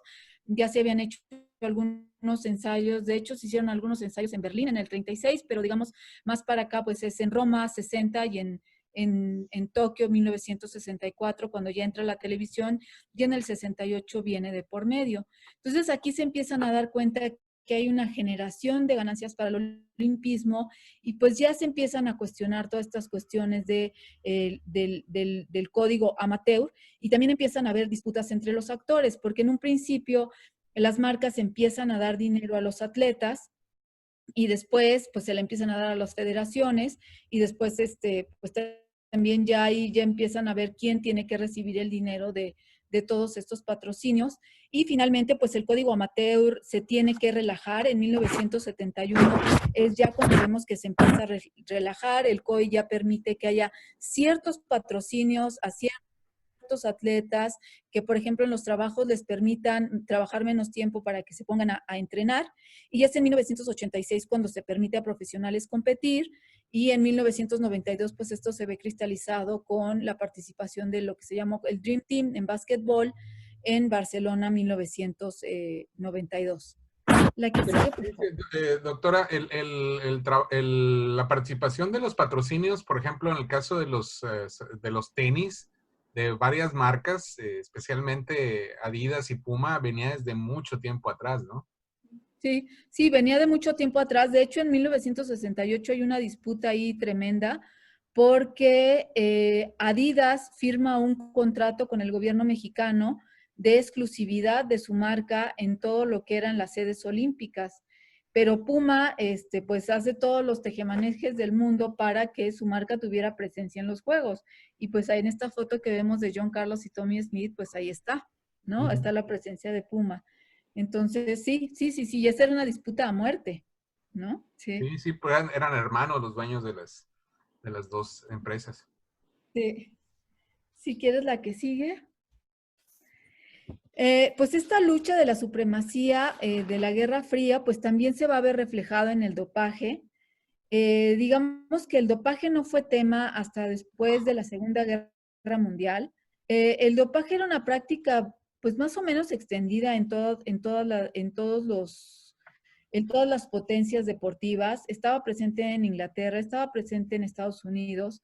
Hay mucha investigación que se hace después de la Segunda Guerra Mundial por todas las sustancias que les empiezan también a dar a los soldados para que tuvieran mayor rendimiento durante la guerra. Y todos estos conocimientos pues también se empiezan a aplicar al deporte después de la guerra. En 1968 también hay este primer congreso contra el dopaje y sobre todo se empieza a acusar a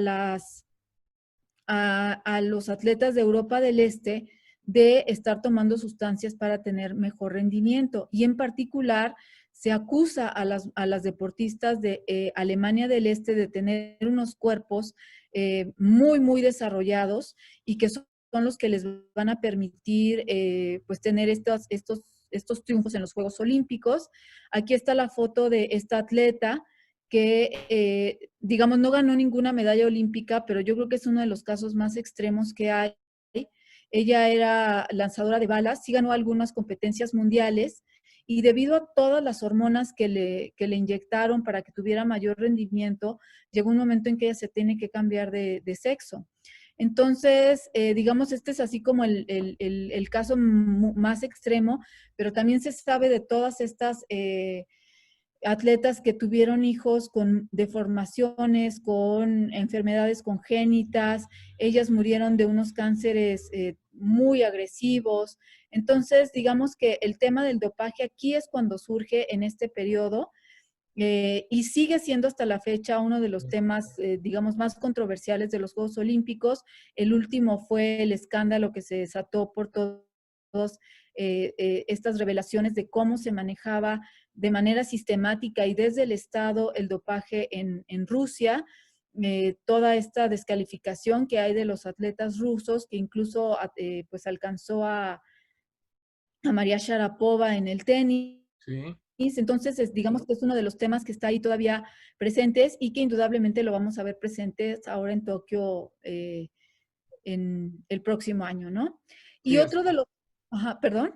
no, no, es que esto del dopaje es un tema de nunca acabar, y bueno, el caso al que usted se refiere, que es la exclusión de los atletas rusos para la próxima edición olímpica, a partir de los escándalos desatados en Rusia, pues tiene mucho que ver también con el hecho de que Vladimir Putin sigue la misma escuela de cuando el Estado, los estados comunistas del bloque soviético anterior a 1989, ¿no? Cómo manejaban el deporte.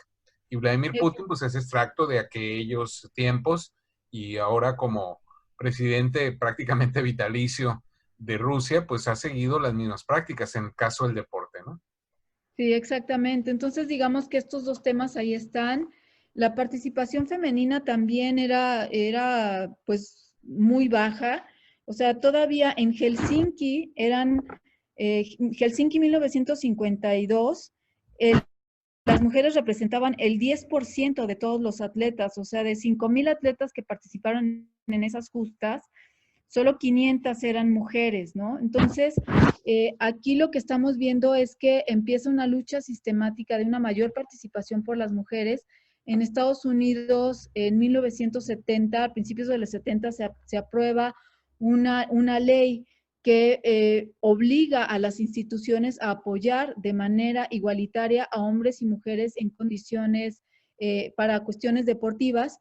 Y eso es lo que acelera, digamos, la inclusión de las mujeres en el deporte también estadounidense, que estaba viendo cómo Europa del Este y todo el bloque socialista estaba teniendo un gran impulso en los deportes. Entonces, digamos que esto también es uno de los factores que acelera la participación femenina. Los años 70 y 80 también son años de grandes retos para el movimiento olímpico. Como comentaba al principio, en 1972 sucede este terrible ataque terrorista hacia los atletas israelíes. Antes de que se inauguraran los Juegos, también ahí es uno de los momentos más complicados para Avery Brundage. No saben si seguir, no saben si parar los Juegos, qué es lo que tenían que hacer. Al final, pues la decisión es que los Juegos tenían que continuar y pues fue un momento verdaderamente triste. Pensemos también que ya es una época en que las telecomunicaciones permitían ver, digamos, o permitieron ver este ataque en directo y, digamos, el mundo estaba a la expectativa de lo que estaba sucediendo en Múnich, que fue verdaderamente una situación muy triste. En 1976 se viene el gran desfalco que ocasiona la organización de los Juegos en Montreal y es un desfalco terrible que pone en jaque la viabilidad de los Juegos. O sea, ya la organización, por ejemplo, de los Juegos México 68 fue muy barata y realmente se logró aprovechar todas las instalaciones o todo lo que se tenía con lo que se contaba para la organización de estos juegos. Y de hecho los juegos, sin que aún existiera toda esta noción de protección al medio ambiente, pues realmente fueron unos juegos muy sustentables en el sentido de que las instalaciones que fueron creadas en su mayoría, hubo otras que no, se siguieron utilizando como instalaciones deportivas hasta la fecha. Para Montreal 76, los gastos que se hicieron para organizar los juegos fueron superlativos. La ciudad estaba en un déficit terrible y esto pues puso en jaque también la futura organización de otros juegos. En los 80 no había quien se quisiera postular para ser sede de los juegos. En 1980 por primera vez se las da a un país socialista que fue Rusia. Como todos sabemos, también es esta cuestión de los boicots. Se hace un boicot por la invasión soviética en Afganistán. Participan solo poco más de 60 países. Y bueno, ahí también Rusia, pues o la Rusia soviética muestra la supremacía deportiva que tenía. Y para 1984, pues la Unión Soviética regresa el desaire a Los Ángeles, pero también es muy importante mencionar que en 1984 la única sede o la única ciudad que se había postulado como sede de los Juegos Olímpicos era Los Ángeles. O sea, no había nadie que quisiera organizar unos Juegos porque existía un enorme temor por el gran precio, el costo que iban a tener estos juegos. Y de hecho, la solución que encuentran en Estados Unidos es que todo se iba a patrocinar. O sea, que no iban a ser las autoridades locales las que iban a pagar el coste de los juegos, sino que iban a ser patrocinadores privados los que iban a aportar todo el dinero para su organización. Y pues lo que dejan como herencia a Los Ángeles 1984 es justamente que los Juegos Olímpicos pueden ser unos juegos que reditúen ganancias millonarias. Y ahí también se va a dar un vuelco al movimiento olímpico. Mucha gente celebra esta nueva forma de patrocinio, ven que pues ya va a haber una viabilidad económica para los Juegos, pero también hay quien dice, a ver, tengamos cuidado, porque esto se puede prestar a muchos malos manejos, porque ahora ya vamos a también a ver cómo se va a sobornar a los que deciden dentro del COI para que se otorgue la sede a unos países sobre otros. Esa es una alerta que se lanza en 1984 y que desgraciadamente pues sí se va a ver cumplir más adelante. Doctor, aquí nada más quiero hacer un apunte. El atentado de el atentado terrorista en los Juegos Olímpicos de Múnich, ya los Juegos estaban en proceso y hay una suspensión de 2 días. 2 días se detienen los Juegos Olímpicos y además fue el primer tipo de manifestación política, en este caso, por desgracia, implicada con cuestiones terroristas y hasta fatales, que se lleva a cabo en una instalación olímpica. Fue dentro de la Villa Olímpica también. Fue algo brutal, ¿no? Y en el caso de Montreal 76, un dato interesante que yo conocí hace tiempo, el estadio en el que se llevó a cabo la inauguración, las pruebas de atletismo y algunas más, nunca se terminó, de hecho, de manera oficial. Nunca se concluyeron las obras, se llevaron a cabo los Juegos Olímpicos sin que se hayan concluido las obras y así se quedó el estadio. Nunca se pudieron terminar por falta de recursos. Ese estadio ahí en Montreal, que después se usó para un equipo de béisbol durante muy poco tiempo, que también fue un fracaso, ya no existe. Y respecto a Los Ángeles 84, ahí, bueno, pues el costo fue mínimo por parte del gobierno norteamericano porque se utilizó un estadio que ya se había utilizado anteriormente en Juegos Olímpicos, solamente se remodeló. Y sí, se utilizó patrocinios, se utilizaron enormes patrocinios privados. Cuenta Pete Jugerrod, que era el director del Comité Olímpico Organizador, del Comité Organizador, perdón, de los Juegos Olímpicos de Los Ángeles 84, que uno de los principales problemas que tuvo con los corporativos empresariales a la hora de que se repartieron los boletos para las competencias olímpicas fue que muchos de los ejecutivos, y eso lo cuento como anécdota, y él lo cuenta en un libro que yo tengo, cuenta Juberrot que fue el tráfico que desataron de mercado negro de boletos, porque los ejecutivos empezaron a vender en cantidades exorbitantes los boletos, sobre todo para las finales de atletismo, de fútbol, de básquetbol, etcétera, y ellos fueron los que se llevaron esos boletos, los corporativos patrocinadores, no el público que podía comprar boletos en una taquilla común y corriente. Sí, sí, fue, digo, ahí se abrió una, digamos, una caja de Pandora en el sentido de todos los problemas de corrupción que podrían traer. Y todas las advertencias, desgraciadamente, pues sí se cumplieron, ¿no? Entonces, y es algo de lo que se vio a final del siglo XX, que es la siguiente lámina, por favor, a lo que vamos, que es al cambio del siglo, pues lo que se tiene que contener es la excesiva comercialización de los juegos. O sea, llegó un momento dado en que decían, bueno, ¿quién es ya dueño del Comité Olímpico? ¿No?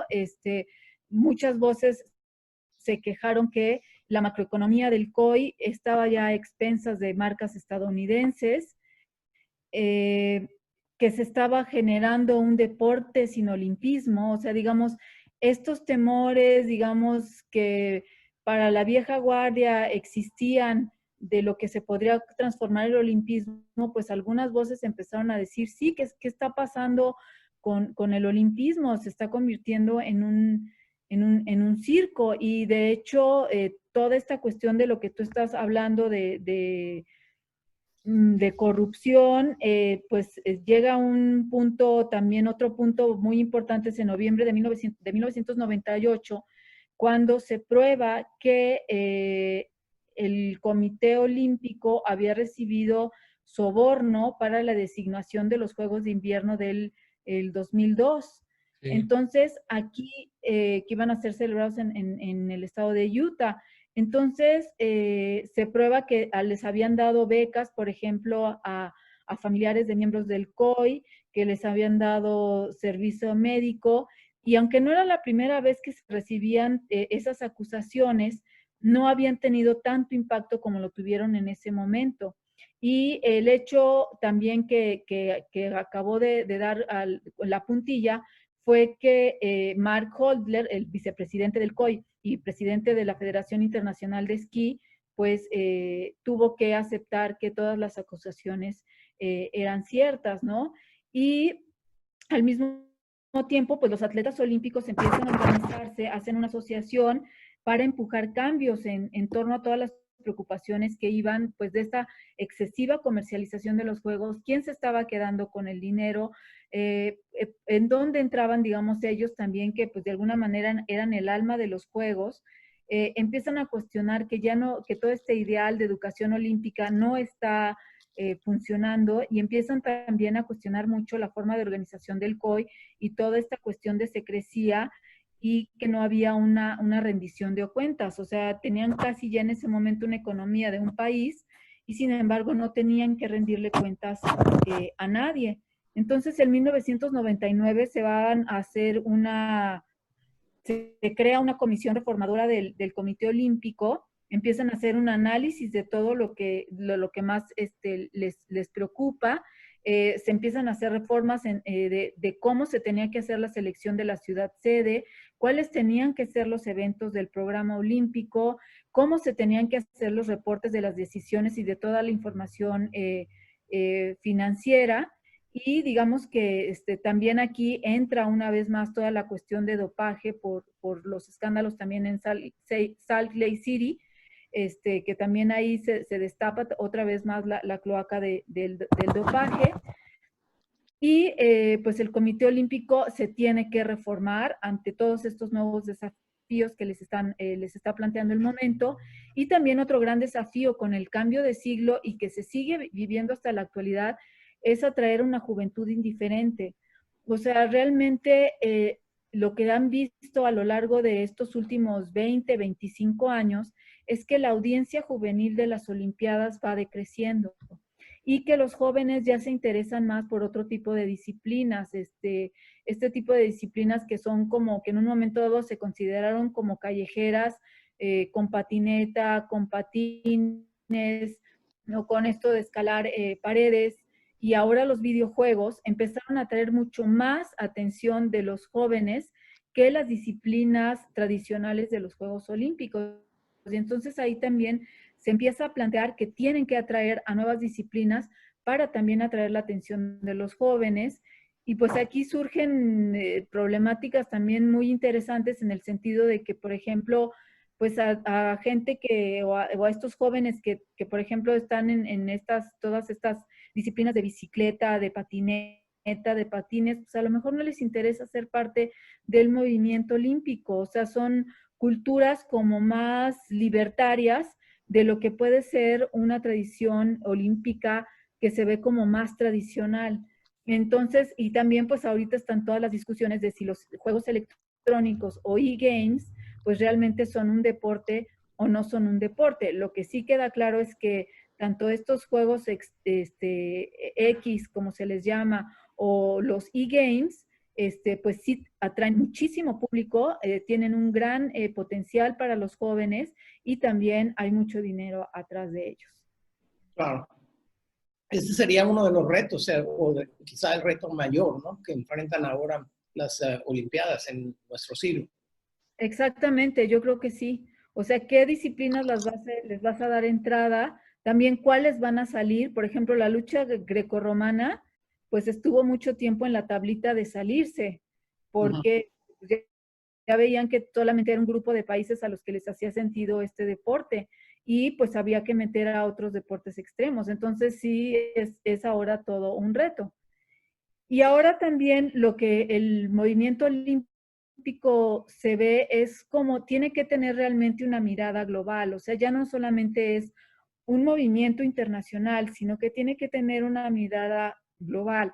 Y lo que ellos están propugnando ahora es construir un mejor mundo a través del deporte. Y entonces esto aquí ya implica otro tipo de variables. La que sigue, principalmente entra la variable ambiental, que esta es una variable que también empezamos a ver que hace ruido en los años 70, en los años 60 y en los años 70, cuando empiezan a salir todos estos estudios del impacto que está teniendo el hombre en el planeta y de los límites que tiene el planeta para satisfacer las necesidades humanas, ¿no? Entonces tenemos estos estudios sobre, por ejemplo, el impacto del DDT en Estados Unidos, que todos estos movimientos van a llevar a la organización del Día de la Tierra en 1970, empiezan a salir todos estos estudios de los límites del crecimiento, o sea, que empiezan a decir, este crecimiento desmedido en el que estamos viviendo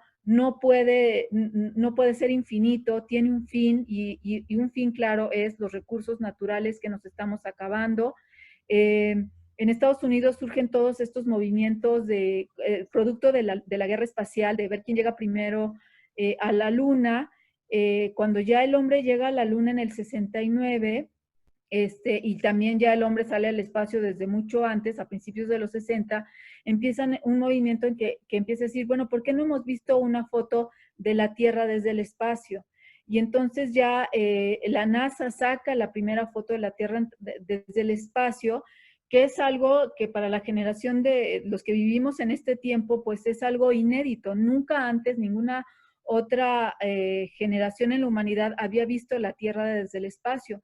Y esto hace que tengamos una noción de la Tierra como un todo y del todo como algo que está interconectado. Y esto finalmente también va a tener un impacto en el deporte. La que sigue, por favor.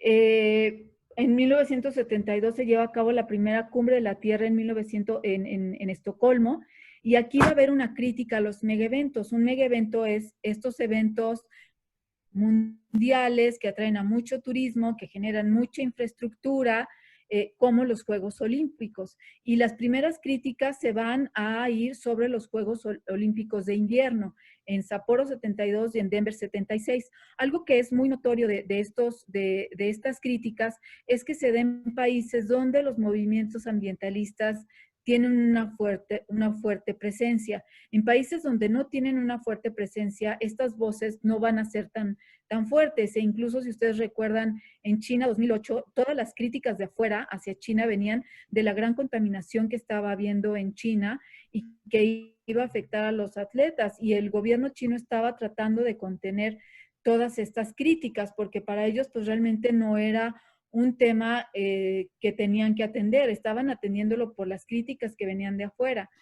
Y también el propio COI pues tiene que atender estas críticas porque está en una ciudad que tiene una legislación y que tiene un movimiento ambientalista también fuerte, como es Suiza. La que sigue, por favor.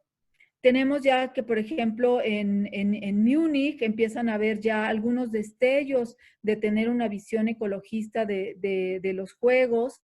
En Lake Placid en 1980 se realiza un estudio de impacto ambiental y también empezamos a ver ya esfuerzos aislados en comités olímpicos donde el movimiento ambientalista es fuerte, como es Alemania, como es Holanda, como es Noruega, y pues cada vez empiezan a haber más cuestionamientos de activistas al impacto que tienen los juegos. La que sigue.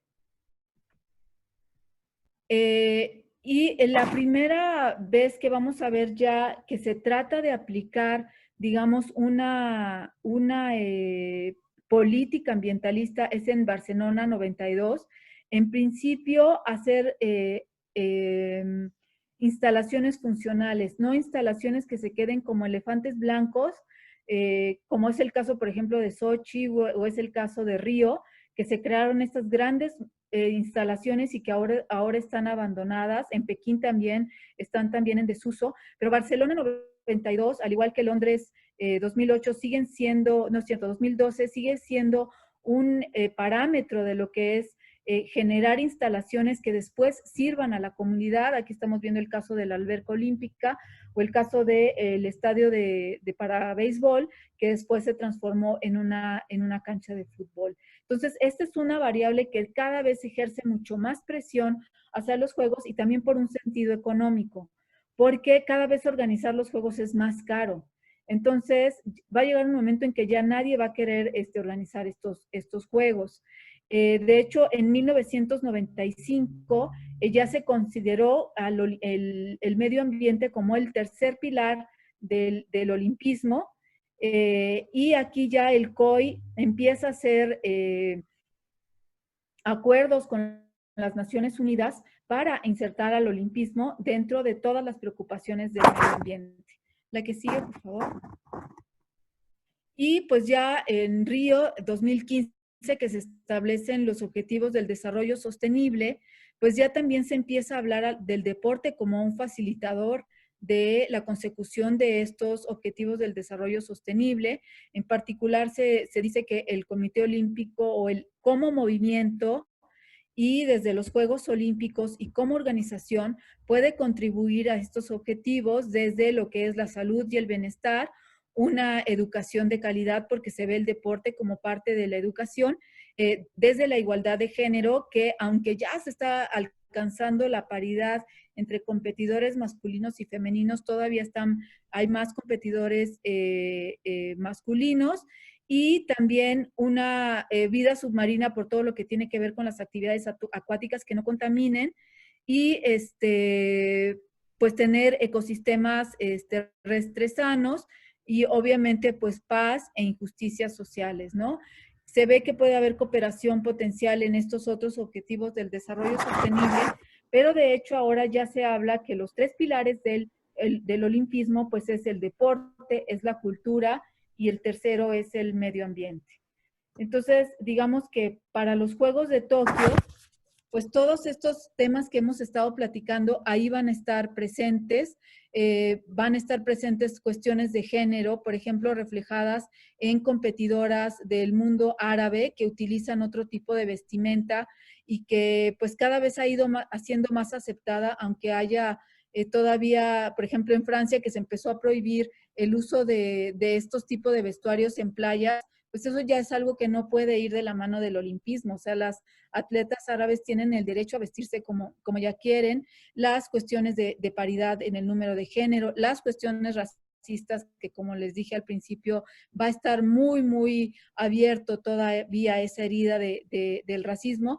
Sin lugar a dudas, pues la cuestión económica, y pues ahora se les viene peor a los pobres japoneses por este año en el que se aplazaron los Juegos Olímpicos, por la posibilidad de que sean unos Juegos Olímpicos sin público, si aún las circunstancias no lo permiten, y evidentemente todo lo que tenga que ver con el medio ambiente, pues el impacto que van a tener estos juegos. Claro, pues ha sido un repaso muy exhaustivo y muy interesante de todos los retos que desde el nacimiento del movimiento ha tenido que ir superando. Tú al principio de esta charla mencionaste que, bueno, lo que todos sabemos, que los Juegos Olímpicos de Tokio 2020 han sido postergados para el año que entra, creo, ¿no? Pero decías, o se te salió decir, y habrá que ver si se realizan. ¿Por qué? Pues por la cuestión del COVID, porque realmente si no hay una vacuna, realmente es difícil que se puedan llevar a cabo por todo el desplazamiento humano que implican. Sí, claro. El hecho de que puedas tener todos esos estadios con público. Sí. Entonces, todavía ahorita hay quien está dudando que se puedan llevar a cabo. Parece mucho un año, pero realmente no, todavía falta, es poco lo que falta, dada la emergencia. O sea, ve la situación en América Latina. Sí. América Latina todavía no entra ni a la etapa de rebote. Uh-huh. Entonces, Estados Unidos está igual. Entonces, ¿cómo vas a organizar los juegos? O sea, sí, de hecho, hay muchos países que han renunciado definitivamente a participar incluso el próximo año, ¿no?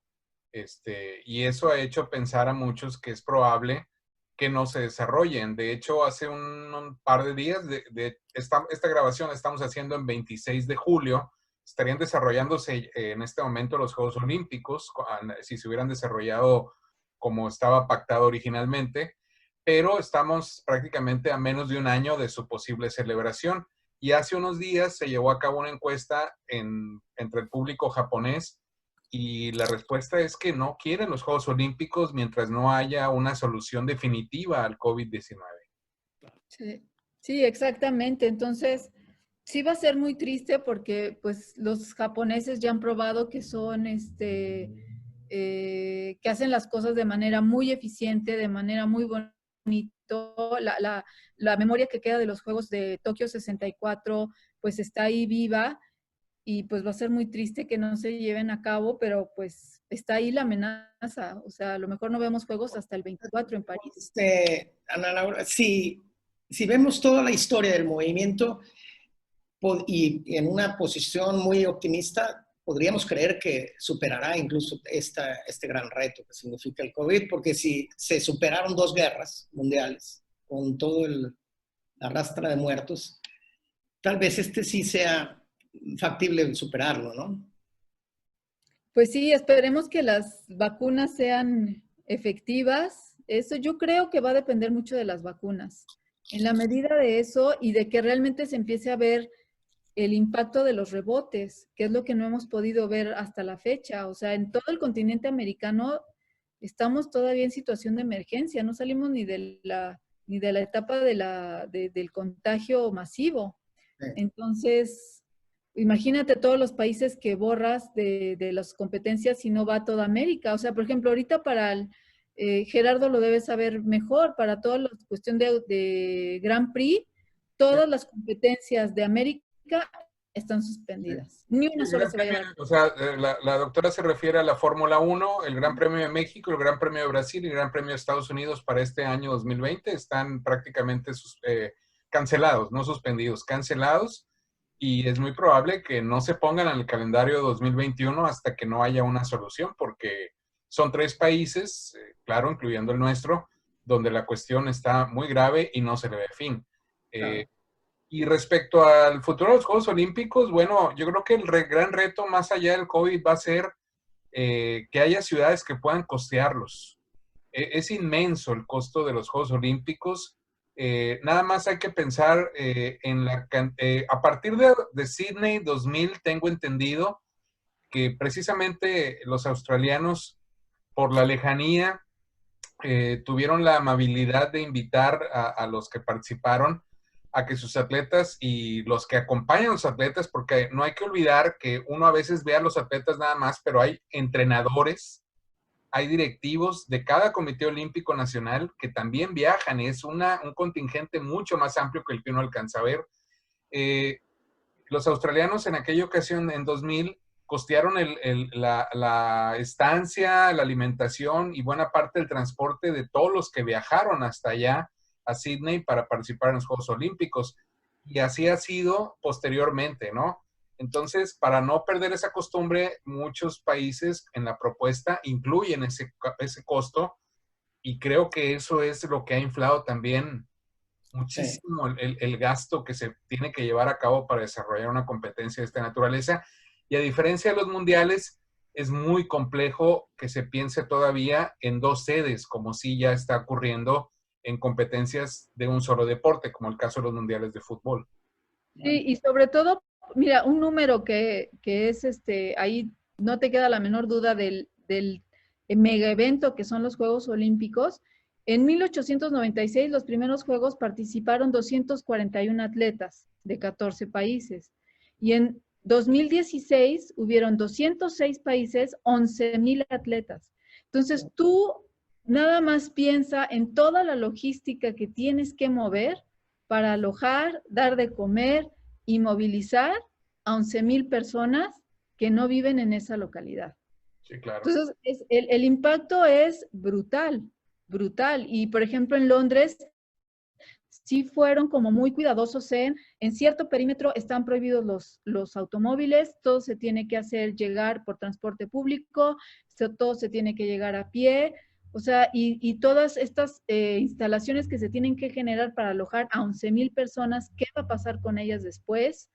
¿Cómo no tienes un impacto en la comunidad? O sea, al contrario, tienes que dar beneficios a la comunidad por organizar unos Juegos Olímpicos. Entonces, cada vez es más complejo y cada vez son más deportes. Entonces, también requieres instalaciones de distinta índole y entonces es súper complicado.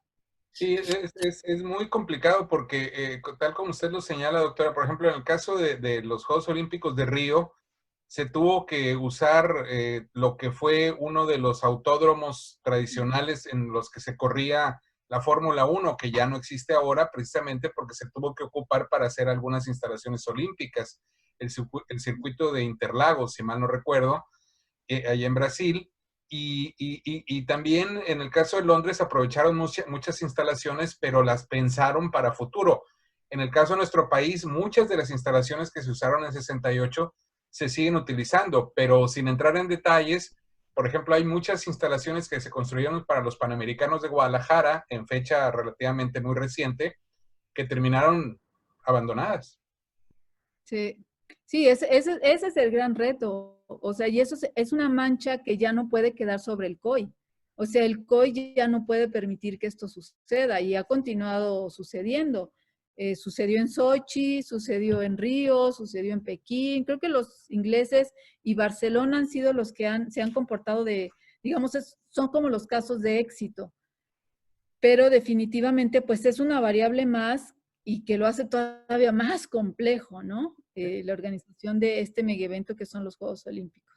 Pues con esta conclusión que nos das ahora y con un futuro más bien incierto, terminaríamos esta conversación tan agradable y tan documentada que nos has hecho ahora.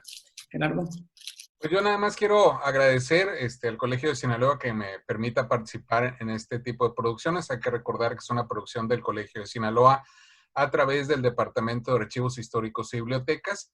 Y también quiero agradecer, por supuesto, al maestro Carlos Ozueta por permitirme hacer este trabajo con él. Y claro, por supuesto, a la doctora Ana Laura de la Torre por su participación. Esperamos pronto que esta situación en nuestro país y en cualquier lugar del mundo se solucione para que podamos retomar las actividades regulares y volverla a tener en presencia física aquí en el Colegio de Sinaloa para volver a platicar con ustedes, escuchar sus ponencias en el seminario de estudios sobre jesuitas en el noroeste novohispano, que las extrañamos, por supuesto, este año.